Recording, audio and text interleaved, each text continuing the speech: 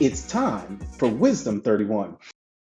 Hi, it's day 14, and we're looking at Proverbs chapter 14.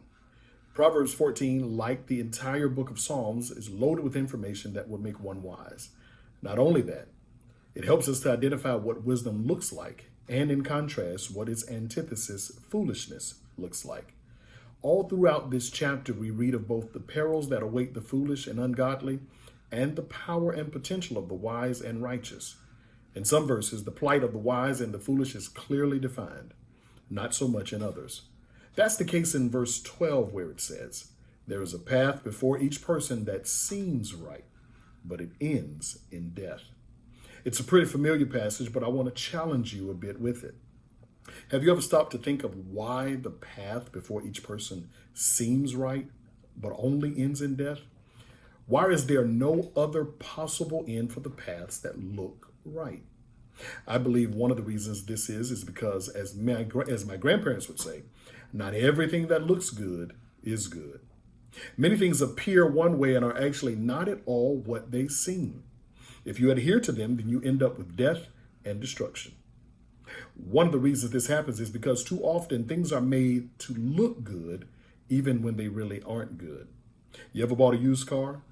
Sometimes we can be tricked by the look of the shiny rims and overlook the bad tires.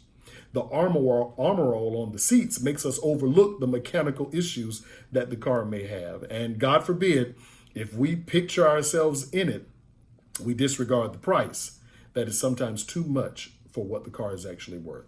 If you buy that car, it will end in destruction. It will bring about death.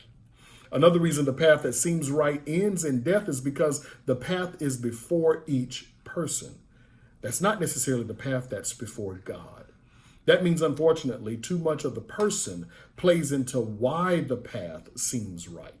There are things that seem right to us because of our own passions, because of our own agendas and desires. Paths that seem right because of who has offended us and who has deserted us. When we follow these paths, too often we see the death that can occur. Death to opportunities, death to relationships, and death to vision. Here's what's important to remember. Our job is not to follow the paths that seem right to us. We must follow the paths that are shown to us by God.